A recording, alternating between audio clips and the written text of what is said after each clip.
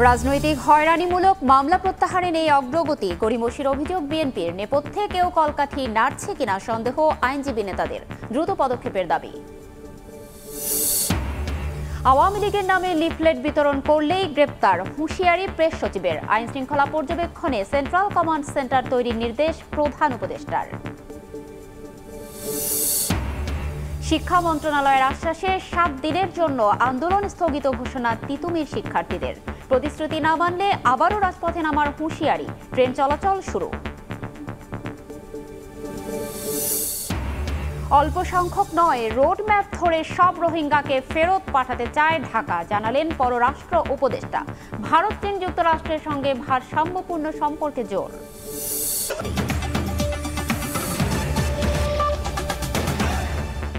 প্রবাসের সময়ের সঙ্গে আছি আমি ফারজানা আলিনা। রাজনৈতিক মামলা প্রত্যাহারে গড়িমসির অভিযোগ তুলেছেন বিএনপির আইনজীবী নেতারা। তারা বলছেন 6 মাসে একটি মামলাও প্রত্যাহার না হওয়া হতাশাজনক।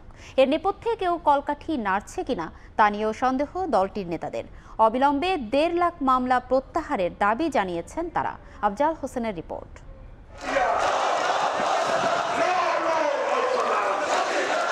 দীর্ঘ 17 বছর ক্ষমতার বাইরে বিএনপি গণতন্ত্র পুনরুদ্ধারের আন্দোলনে রাজপথে বিরোধী দলের ভূমিকা পালন করে আসছে দলটি।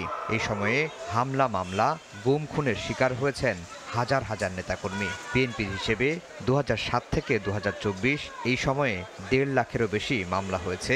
আসামির সংখ্যা 50 লাখ, 32 হাজারেরও বেশি। 5 আগস্ট অভ্যুত্থানে শেখ হাসিনা সরকারের পতনের পর রাজনৈতিক মামলা নিয়ে ভোগান্তি কমলেও পাহাড় সরেনি।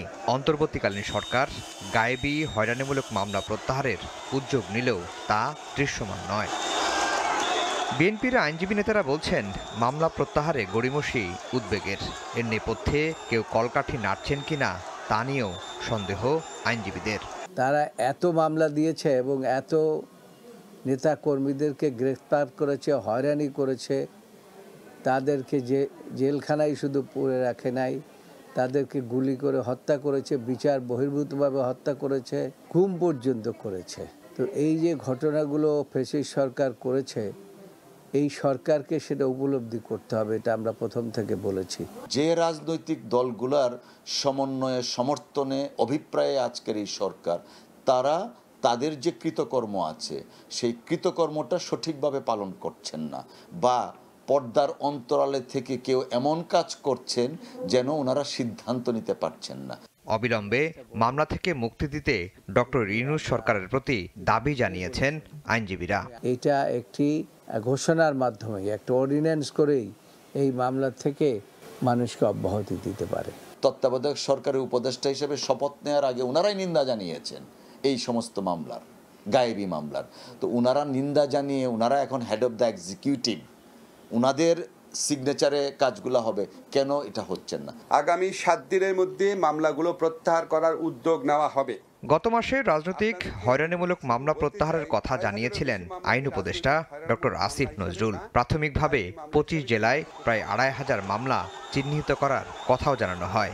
সে বিষয়েও চূড়ান্ত কোনো সিদ্ধান্ত এখনও জানা যায়নি। আফজাল হোসেন, সময় সংবাদ, ঢাকা। সংস্কারের নামে নির্বাচন আটকে রাখার কারণ নেই বলে মন্তব্য করেছেন বিএনপির সিনিয়র যুগ্ম মহাসচিব রুহুল কবির রিজভী। সোমবার দুপুরে মুন্সিগঞ্জ জেলা বিএনপির আংশিক আহ্বায়ক কমিটির সদস্যদের নিয়ে শহীদ রাষ্ট্রপতি জিয়াউর রহমানের সমাধিতে শ্রদ্ধা জানান রুহুল কবির রিজভী।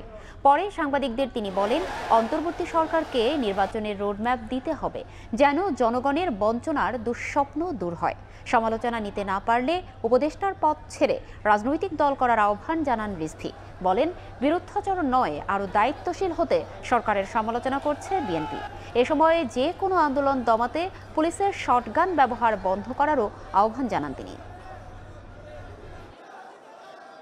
অন্তর্বর্তীকালীন সরকার, ডক্টর ইউনূস সাহেবের সরকারকে আপনার নির্বাচনী রোডম্যাপ এবং নির্বাচনের ডেডলাইন এটা দিতে হবে। সংস্কার তো যুগ যুগ ধরে চলবে, এটা তো চলমান প্রক্রিয়া। জনগণের যে দাবি, ডিমান্ড, এই ডিমান্ডের উপর ভিত্তি করেই তো সংস্কার হবে। কিন্তু তার জন্য নির্বাচন আটকে রাখার কোনো মানে হয় না। আন্দোলন দমানোর জন্য অথবা যে কোনো রাজনৈতিক কর্মসূচিকে দমন করার জন্য গুলির ব্যবহার, শটগানের ব্যবহার চিরদিনের জন্য নিষিদ্ধ করতে হবে। আপনারা উপদেষ্টার পদ থেকে ছেড়ে দিয়ে রাজনৈতিক দল করেন, কারণ গণতন্ত্রে বিরোধী দল কথা বলবে, সমালোচনা করবে। ন্যূনতম সংস্কারের আগে নির্বাচন হওয়া ঠিক হবে না বলে মনে করেন জামায়াতে ইসলামীর আমির ডাক্তার শফিকুর রহমান। সোমবার সকালে দিনভর কর্মসূচিতে অংশ নিতে ফেনী যান তিনি। প্রথমে সুলতানপুরে বন্যায় ক্ষতিগ্রস্ত কয়েকটি পরিবারকে ঘর উপহার দেন জামায়াত আমির। এরপর সীমান্তে বল্লামুখা বাঁধ পরিদর্শন করেন তিনি।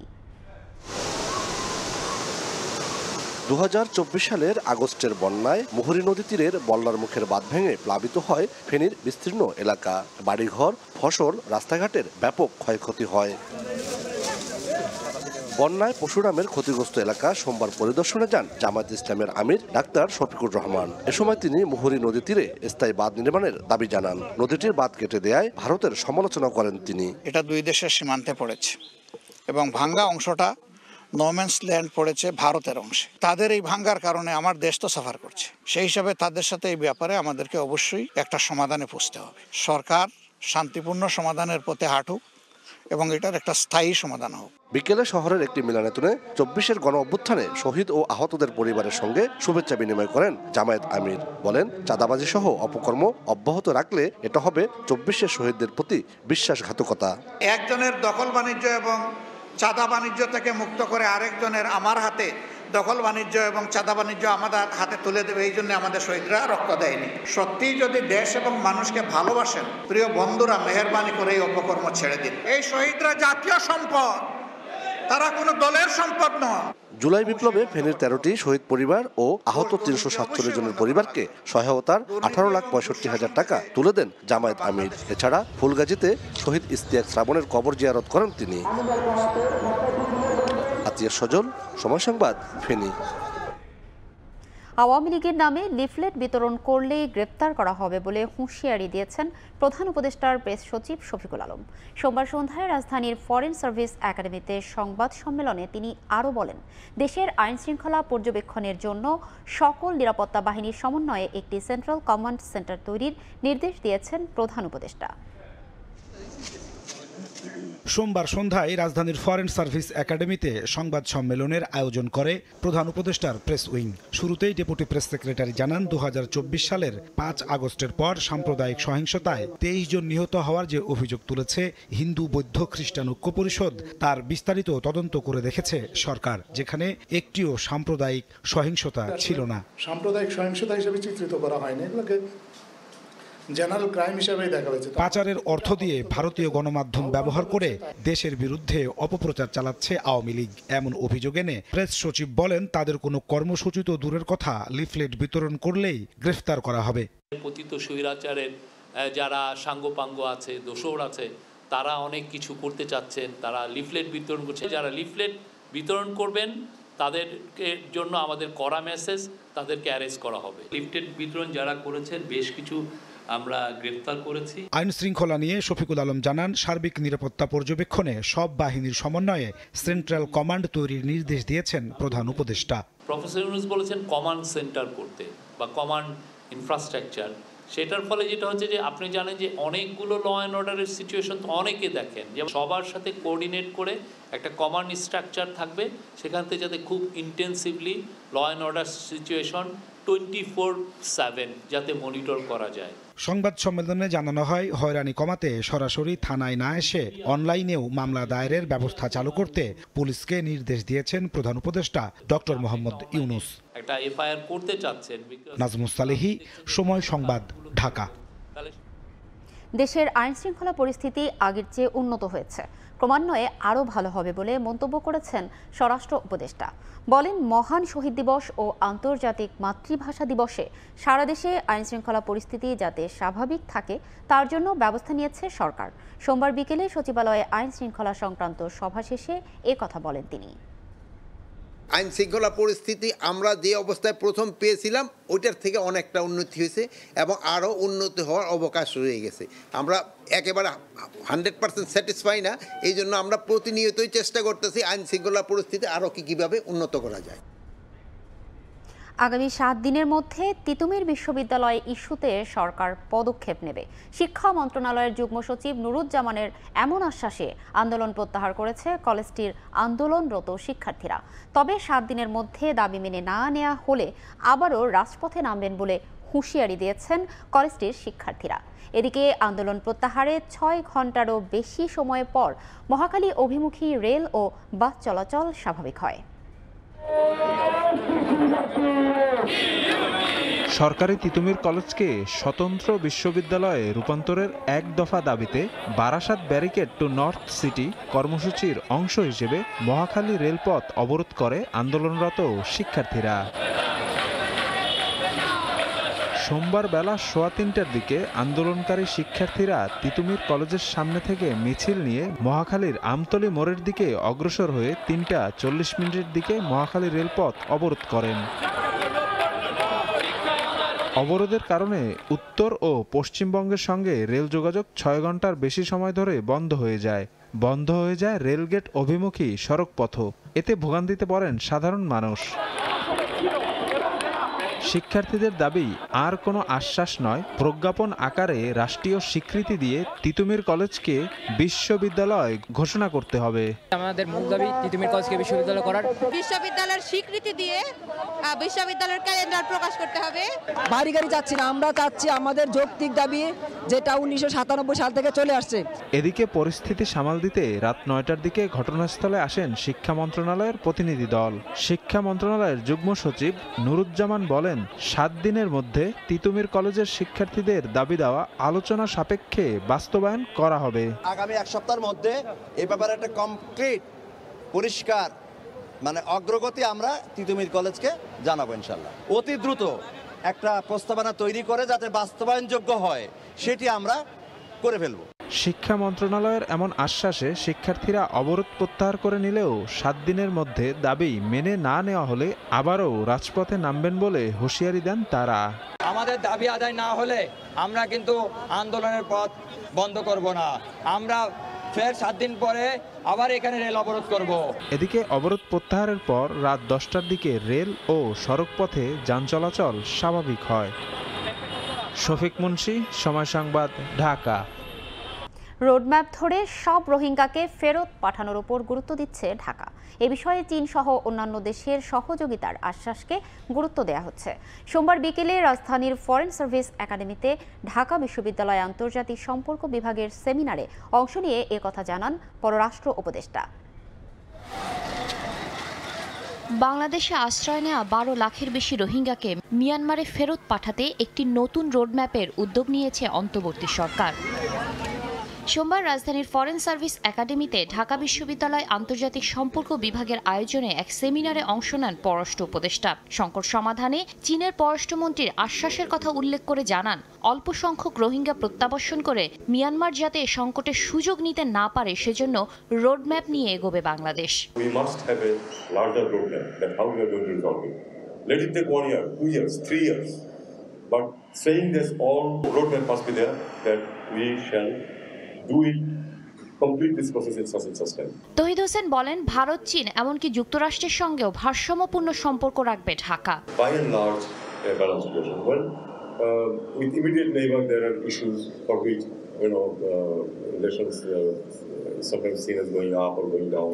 We can change the world in that status. So, if we think of these 3 countries, we have to maintain a balance, and I think that we are doing it quite well. There can be some hiccups. In a change situation it does happen, but then by and large and in the long term, of course, we will have a solution with all 3 countries. রোহিঙ্গাদের জন্য USAIDর সহযোগিতা অব্যাহত রাখতে দেশটির প্রতি আহ্বান জানান পররাষ্ট্র উপদেষ্টা। শাতিলা শারমিন, সময় সংবাদ, ঢাকা। উন্নত যাত্রী সেবা দিতে ব্যর্থ হওয়ায় বাংলাদেশ বিমানকে 2 ভাগে ভেঙে দেওয়ার সুপারিশ করেছে অর্থনৈতিক কৌশল পুনর্নির্ধারণ টাস্ক ফোর্স কমিটি। বিমানের অর্ধেক সম্পদ দিয়ে বাংলাদেশ এয়ারওয়েজ নামে নতুন প্রতিষ্ঠান গঠনের কথাও বলা হয়েছে, যা পরিচালনা করবে বিদেশি প্রতিষ্ঠান। সোমবার বিকেলে NEC-তে সংবাদ সম্মেলনে কমিটির সুপারিশ বাস্তবায়নে ইতিবাচক মতামত দেন পরিকল্পনা উপদেষ্টা। অনিয়ম, অব্যবস্থাপনা, যাত্রী হয়রানির সঙ্গে আছে বাড়তি ভাড়া নেয়ার অভিযোগ। এসব কারণে বহরে অত্যাধুনিক উড়োজাহাজ নিয়েও বিদেশি এয়ারলাইন্সের সঙ্গে প্রতিযোগিতায় পিছিয়ে পড়েছে রাষ্ট্রীয় পতাকাবাহী প্রতিষ্ঠান বিমান বাংলাদেশ এয়ারলাইন্স। 50 বছর ধরে বিমানের যাত্রী সেবার মান তলানিতে থাকার কথা উঠে এসেছে অর্থনৈতিক কৌশল পুনর্নির্ধারণ টাস্কফোর্স কমিটির প্রতিবেদনে। এ অবস্থায় বিমানের অর্ধেক সম্পদ ব্যবহার করে বাংলাদেশ এয়ারওয়েজ নামে আলাদা একটি প্রতিষ্ঠান গঠনের সুপারিশ করেছে কমিটি, যা পরিচালনা করবে বিদেশি প্রতিষ্ঠান। সোমবার বিকেলে এনএসিতে সংবাদ সম্মেলনে বিমানকে অথর্ব প্রতিষ্ঠান উল্লেখ করে কমিটির সুপারিশকে যৌক্তিক বলে মন্তব্য করেন পরিকল্পনা উপদেষ্টা। এটাকে 2 ভাগ করে 1 ভাগ বিদেশি ম্যানেজমেন্টে দিয়ে দেওয়া সিঙ্গাপুর এয়ারলাইন্স বা কাতারকে, আরেক ভাগ আমাদের বাংলাদেশ বিমানই চালাক, দেখি সব কিছুই একই অ্যাসেট দিয়ে কোনটা কি করে দেখা যায়। এছাড়াও ব্যাংকিং খাতে রাজনৈতিক প্রভাব বন্ধের সুপারিশও করা হয়েছে। রাজনৈতিক বিবেচনায় নতুন করে ব্যাংক লাইসেন্স না দেওয়ার পরামর্শ দেওয়া হয়েছে। গ্যাস অনুসন্ধান ও উত্তোলনে শেভরন সহ অন্যান্য বিদেশি প্রতিষ্ঠানের পরিবর্তে বাপেক্সকে অগ্রাধিকার দিতে বলেছে কমিটি। আমাদের যদি জনবল কম থাকে তাহলে আমরা মালয়েশিয়া পেট্রোনাস থেকে নিয়ে আসবো, আমরা অন্য জায়গা থেকে আনবো, কিন্তু বাপেক্সকে শক্তিশালী করা যায় তো বিদেশি কোম্পানিকে দিতে হবে কেন? ঢাকা শহরের জন্য স্বয়ংক্রিয় ট্রাফিক সিগন্যাল ব্যবস্থা স্থাপনের পরামর্শ দেওয়া হয়েছে। বুড়িগঙ্গা নদী রক্ষায় জরুরি পদক্ষেপ নিতে বলেছে টাস্কফোর্স কমিটি। শুভ খান, সময় সংবাদ, ঢাকা। চীনের পণ্যের ওপর যুক্তরাষ্ট্রের 10% শুল্ক হার আরোপের ফায়দা পাচ্ছেন বাংলাদেশি ব্যবসায়ীরা। কৌশলগত বাজার হিসেবে বিদেশি বায়ারদের কাছ থেকে জানুয়ারি মাসে রেকর্ড অর্ডার পেয়েছেন তারা। হিসাব বলছে 1 মাসেই 33% প্রবৃদ্ধি হিসাবে প্রায় 3 বিলিয়ন মার্কিন ডলারের অর্ডার পেয়েছে বাংলাদেশ। শাখাবত টিপুর ক্যামেরায় বিস্তারিত জানাচ্ছেন কমল দে। গত 6 মাসের টানা সংকটের মাঝেও চলতি বছরের জানুয়ারি মাসে সব রেকর্ড ভেঙেছে বাংলাদেশের তৈরি পোশাক খাত। বিজিএমই এর তথ্য অনুযায়ী জানুয়ারি মাসে ঢাকা জোন 30% প্রবৃদ্ধি হিসেবে 2.96 বিলিয়ন মার্কিন ডলারের পণ্য অর্ডার পেয়েছে, আর চট্টগ্রাম জোন 45.72% প্রবৃদ্ধি হিসেবে অর্ডার পেয়েছে 191 মিলিয়ন মার্কিন ডলারের। জানুয়ারির 20 তারিখ থেকে যখন আপনার চাইনিজ হলিডে শুরু হয়ে যায়, এর আগে কিন্তু চায়না থেকে মালগুলো এক্সপোর্ট করাই নিয়ে আসতে হয়। ইনহাউস করার কারণে অর্ডারগুলো আর্লি কিন্তু আপনার বুকিং হয়ে যায়, যার ধরুন আমাদের এই অর্ডারটুকু বেশি দেখা যাচ্ছে। ডিসেম্বর এবং জানুয়ারি মাস থেকেই বাংলাদেশের গার্মেন্টস ব্যবসায়ীরা আসন্ন ফল ও হলিডে মৌসুমের তৈরি পোশাকের অর্ডার পেতে শুরু করে। মার্চ এবং এপ্রিল মাস জুড়ে চলবে এই পোশাক রফতানির জাহাজীকরণ। এখন পিক আওয়ার সিজন, শিপমেন্টের কোয়ালিটি বাড়তি হয় নর্মাল টাইমের থেকে, এটা একটা পয়েন্ট। দ্বিতীয় হচ্ছে বিগত দিনে যে শিপমেন্টগুলো হয়নি ওটা পিছিয়ে আস্তে আস্তে একদম সন্নিকট আসার পরে এই শিপমেন্টগুলো এখন সম্পন্ন হচ্ছে, যার ধরুন আপনি এখানে একটা কনসেন্ট্রেটেড ভলিউম দেখতে পাচ্ছেন। বিজিএমই এর মতো বিকিএমই এর আওতাধীন প্রতিষ্ঠানগুলোতে এসেছে রেকর্ড পরিমাণ অর্ডার। জ্যাকেট, ট্রাউজার এবং ব্লেজারের অর্ডার এসেছে তুলনামূলক বেশি। তবে জানুয়ারি মাসে ঢাকা এবং চট্টগ্রাম জোনের প্রতিষ্ঠানগুলোতে 55,088 কোটি টাকার অর্ডার পেল, তা সাময়িক অগ্রগতি বলে মনে করছেন তৈরি পোশাক খাতের ব্যবসায়ীরা। কাস্টমাররা চায়নার অল্টারনেটিভ খোঁজা আরও আগে থেকে শুরু করেছে, এখন আরও এই জিনিসটাকে আরেকটু ত্বরান্বিত করার চেষ্টা করছে। বাংলাদেশ বছরে প্রায় 46 বিলিয়ন মার্কিন ডলারের তৈরি পোশাক রপ্তানি করছে। এর মধ্যে ইউরোপ এবং আমেরিকা হলো বাংলাদেশের তৈরি পোশাকের সবচেয়ে বড় বাজার। আমেরিকা এবং চীনের যে বিরোধ চলছে তার ফলশ্রুতিতে তৈরি পোশাকের সুফল পাচ্ছে বাংলাদেশ, আর তাই জানুয়ারিতে রেকর্ড প্রবৃদ্ধি হয়েছে। কমল দে, সময় সংবাদ, চট্টগ্রাম। 23 জেলা নিয়ে চলছে 58তম বিশ্ব ইজতেমার প্রথম পর্বের দ্বিতীয় ধাপ। নির্দিষ্ট সময়ের আগেই রোববার সন্ধ্যার পর থেকেই কানায় কানায় পূর্ণ হয় পুরো ময়দান। কোরআন এবং হাদিসের নসিহতপূর্ণ বক্তব্য শুনে সময় পার করছেন ধর্মপ্রাণ মুসল্লিরা।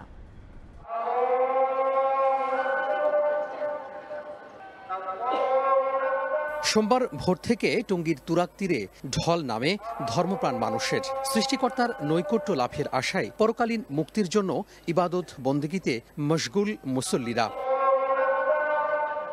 ফজরের নামাজের পর ইমান আমলের বয়ান চলছে খিত্তায় খিত্তায়। এ সময় কোরআন এবং হাদিস থেকে জীবনমুখী হুকুম আহকামের প্রশিক্ষণ নেন রাসূলের ভক্তরা।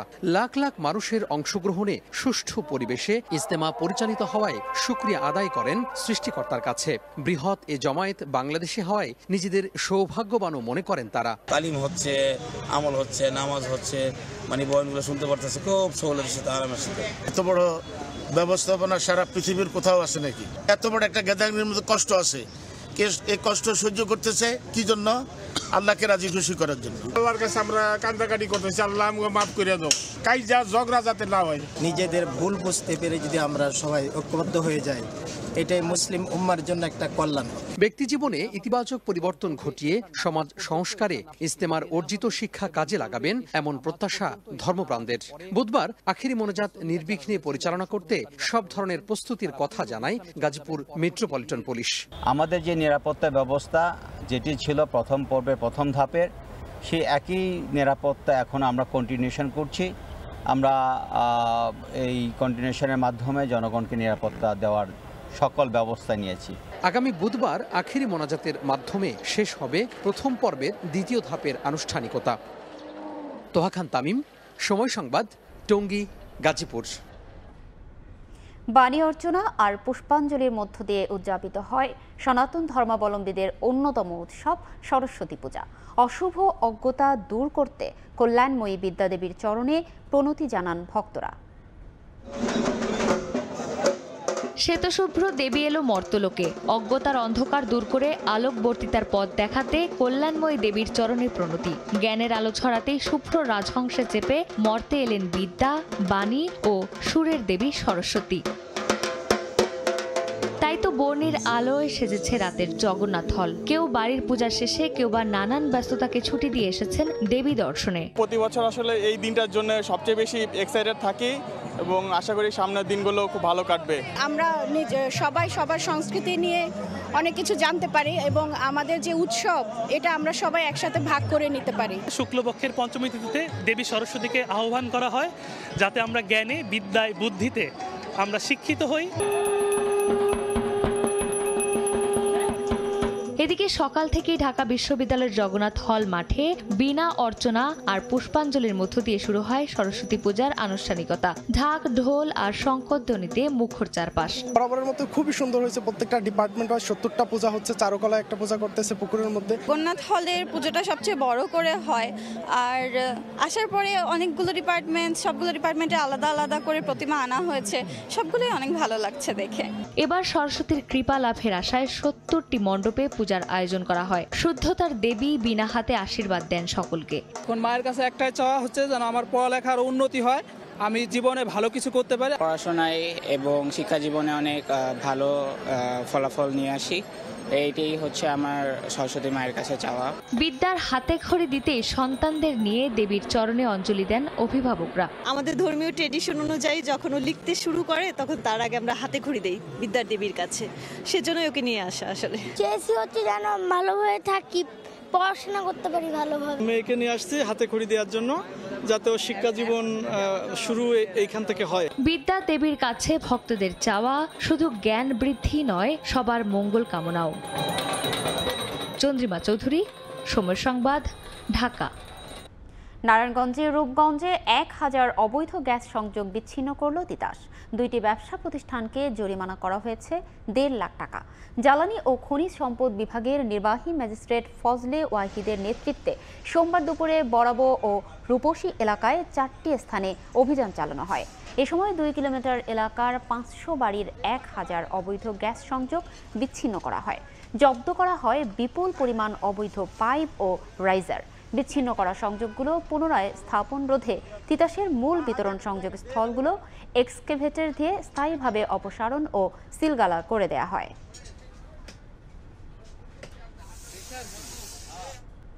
জার্মানিতে আবারও চরম রক্ষণশীল ডানপন্থী রাজনৈতিক দলগুলোর বিরুদ্ধে সমাবেশ করেছে লাখো মানুষ।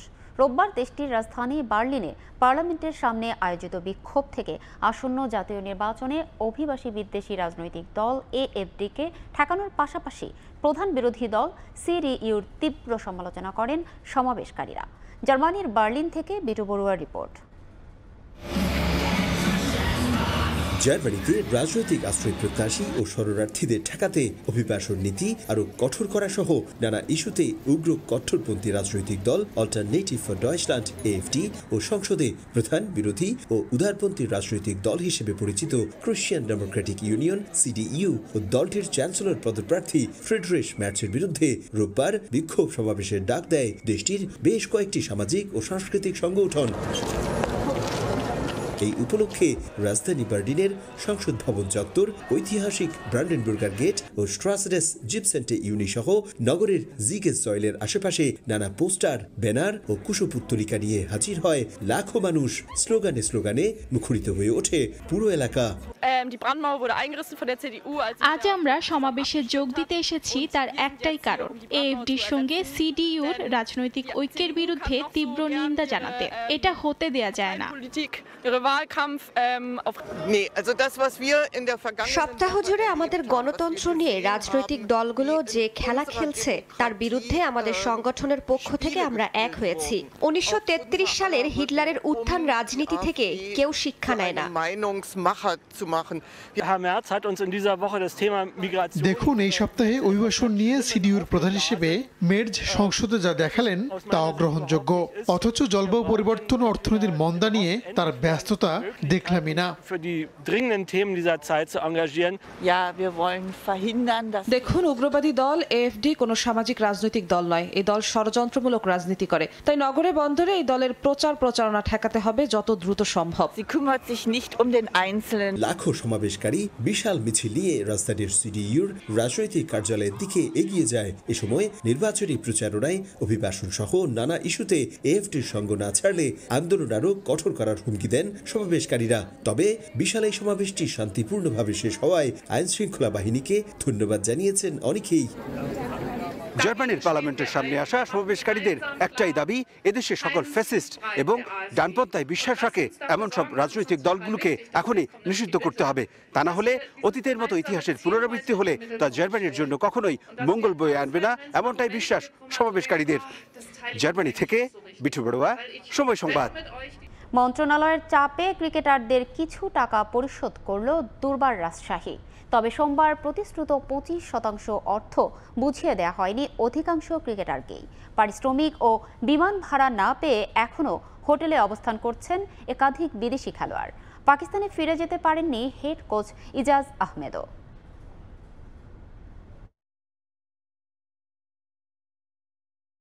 চোরে না শোনে ধর্মের কাহিনী। দুর্বার রাজশাহীর মালিক শফিক রহমানের বেলায় বিষয়টা আরও গুরুতর। ন্যূনতম শিষ্টাচারও বজায় রাখেননি তিনি। বিসিবির হুঁশিয়ারি কিংবা গণমাধ্যমের একের পর এক খবর আমলেই নেননি। শেষ পর্যন্ত আইন শৃঙ্খলা বাহিনীর হেফাজতে নেওয়া হয় তাকে। যুব ও ক্রীড়া মন্ত্রণালয়কে ফ্র্যাঞ্চাইজিটির বিতর্কিত মালিক আশ্বাস দেন সোমবার 25% অর্থ পরিশোধ করবেন ক্রিকেটারদের। কিন্তু কিসের কি? সরকার থেকে চাপের পর অর্থ দিলেও 3 ফেব্রুয়ারি প্রতিশ্রুত 25% পাননি অনেকেই। নাম প্রকাশে অনিচ্ছুক এক ক্রিকেটার জানান, বাকি অংশ পরিশোধের ব্যাপারে লিখিত আকারে দিলে সেই পেপারে সিগনেচার করে টাকা নিয়েছেন তারা। বিদেশিদের আরও করুণ দশা। এক কানাকড়িও নাকি পাননি 3 বিদেশি ক্রিকেটার। নিরুপায় হয়ে এখনও হোটেলে অবস্থান করতে হচ্ছে ক্যারিবীয় মিগুয়েল কামিন্স আর আফগান আফতাব আলমকে। আরেক ক্যারিবীয় মার্ক দেয়াল জোগাড় যন্ত্র করে ফিরতে পারছেন, তবে দুর্বার রাজশাহী থেকে এদিনের লাঞ্চের টাকাটা পর্যন্ত দেয়া হয়নি তাকে। হেড কোচ ইজাজ আহমেদও ঢাকায়। ফ্র্যাঞ্চাইজিটির এমন কাণ্ডে হতবিহ্বল 92 বিশ্বকাপ জয়ী এই পাকিস্তানি কোচ, ক্রিকেটার ও টিম বয়সহ মোট 20 থেকে 22 জন এখনও হোটেলেই পড়ে আছেন। 6 বিদেশি খেলোয়াড়ের মধ্যে লঙ্কান লাহিরু সামারাকুন নাকি নিজ খরচেই ফিরেছেন দেশে। অনেক বিপত্তির পর ফ্র্যাঞ্চাইজি থেকে বিমান টিকিট পেয়ে ফিরে গেছেন পাকিস্তানি মোহাম্মদ হারিস আর জিম্বাবুয়ান রায়ান বার্ল। একাধিকবার চেক বাউন্সের পর অবস্থা এমন দাঁড়ায় যে বিমানের ওই টিকিট আসল কিনা সেটা নিশ্চিত হতে খোঁজ খবরও নেন বার্ল। মন্ত্রণালয়ের আলটিমেটাম অনুযায়ী 10 ফেব্রুয়ারির মধ্যে ক্রিকেটারদের সম্পূর্ণ অর্থ পরিশোধের কথা রয়েছে। তবে এমন পরিস্থিতিতে এখনও যেন আস্থা রাখতে পারছেন না ক্রিকেটাররা। মাকসুম আলম খান, সময় সংবাদ, ঢাকা। কোচ ও নারী ফুটবলার ইস্যুতে দ্বিতীয় দিনের মতো আলোচনায় বসে তদন্ত কমিটি। প্রায় 5 ঘন্টার বৈঠকে বাকি 11 ফুটবলারের সাক্ষাৎকার নেন ইমরুল হাসানের নেতৃত্বাধীন কমিটি। মাসুরা, কৃষ্ণা, মারিয়াদের আলাদাভাবে ডাকা হয় সভায়। এদিকে দেশের নারী ফুটবলের সংকটে নিজ উদ্যোগে ফুটবল ফেডারেশনে আসেন বিকেএসপির মহাপরিচালক ব্রিগেডিয়ার জেনারেল মোহাম্মদ মনিরুল ইসলাম। বিকেএসপির শিক্ষার্থী ছাড়াও বিদ্রোহ করা বাকি ফুটবলারদের সঙ্গে দেখা করে শৃঙ্খলা বজায় রাখার আহ্বান জানান তিনি। প্রায় ঘন্টা 5 ম্যারাথন বৈঠক, দফায় দফায় ফুটবলারদের সঙ্গে সাক্ষাৎকার। ব্রিটিশ কোচ বনাম নারী ফুটবলার ইস্যু সমাধানে সন্ধ্যা থেকে দ্বিতীয় দিনের মতো আলোচনায় বাফুফের তদন্ত কমিটি। প্রথম দিনে 7 ফুটবলারের পর বাকি 11 জনের কাছ থেকে অভিযোগ শোনেন তদন্ত কমিটির সদস্যরা। রূপনা চাকমা, মাসুরা পারভিন, মারিয়া মান্ডা, কৃষ্ণা রানী সরকার সহ বিদ্রোহ করা বাকি ফুটবলারদের পালাক্রমে ডাকা হয় তদন্ত কমিটির মিটিংয়ে। অভিযোগ আর ফুটবলারদের দাবি শুনে 7 কর্মদিবসের মধ্যে তদন্ত রিপোর্ট জমা দেওয়ার কথা রয়েছে বিশেষ এই কমিটির। তবে তদন্তের মধ্যেই এবার মাথা চারা দিয়ে ওঠে বিভিন্ন সময়ে সাবেক টেকনিক্যাল ডিরেক্টর পল স্মলির নারী ফুটবলারদের যৌন হয়রানির অভিযোগ। যদিও এসব নিয়ে তদন্ত শেষের আগে কোনো মন্তব্য করেননি পর্যালোচনা কমিটির প্রধান ইমরুল হাসান। আমি আসলে একটু কথা বলে জানতে চাই যে আমার যারা আছে, আপনি যদি আমাকে বলেন তাহলে আমি ওই হিসাবে আসা, এবং তখন তার শুধুমাত্র বিকেএসপির এদের সাথে কথা হয় না, আসলে আলটিমেটলি সবার সাথেই কথাটা বলা। তো ওই জিনিসগুলি জানার জন্য যে কি বিষয়, এদের বর্তমান অবস্থা কি। এদিকে বিদ্রোহ করা ফুটবলারদের মধ্যে বেশ কয়েকজন বিকেএসপির শিক্ষার্থী হওয়ায় নিজ উদ্যোগে সংকট সমাধানে হাজির বিকেএসপির মহাপরিচালক ব্রিগেডিয়ার জেনারেল মোহাম্মদ মনিরুল ইসলাম। নিজ প্রতিষ্ঠানের সাবেক ও বর্তমান ফুটবলারদের অভিযোগ শুনতে সাক্ষাৎ করেন বিদ্রোহ করা অন্য ফুটবলারদের সঙ্গেও। গাইড করা এই করে এটা আমি দায়বদ্ধ। অভিভাবক হিসেবে ফুটবলারদের সঙ্গে কথা বলেন বিকেএসপির মহাপরিচালক। শৃঙ্খলা ধরে রেখে খেলার প্রতি মনোযোগী হতে তাগিদ দেন তিনি। আমি ওদের বিষয়গুলি জানলাম, সব শুনলাম যে কি কি বিষয় আছে, এবং ওদেরকে যেভাবে গাইড করার আমি করে দিয়েছি। যে কোনো স্পোর্টসের ক্ষেত্রে ডিসিপ্লিনটা হচ্ছে গিয়ে একদম ফরমোস্ট রিকোয়ারমেন্ট। এদিকে সিনিয়ররা অনুশীলন বয়কট করলেও জিম ও অনুশীলনে বেড়েছে ফুটবলারের সংখ্যা। 21 জন ফুটবলার অংশগ্রহণ করেন পিটার বাটলারের অধীনে অনুশীলনে। তাজিন খন্দকার, সময় সংবাদ, ঢাকা। এ পর্যায়ে শীর্ষ সংবাদগুলো জানিয়ে দিচ্ছি আরও একবার। রাজনৈতিক হয়রানিমূলক মামলা প্রত্যাহারে নেই অগ্রগতি, গড়িমসির অভিযোগ বিএনপির। নেপথ্যেও কলকাঠি নাড়ছে কিনা সন্দেহ আইনজীবী নেতাদের, দ্রুত পদক্ষেপের দাবি।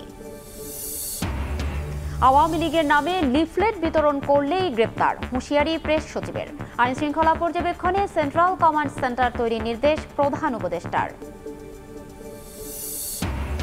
এবং শিক্ষা মন্ত্রণালয়ের আশ্বাসে 7 দিনের জন্য আন্দোলন স্থগিত ঘোষণা তিতুমির শিক্ষার্থীদের। প্রতিশ্রুতি না মানলে আবারও রাজপথে নামার হুঁশিয়ারি, ট্রেন চলাচল শুরু।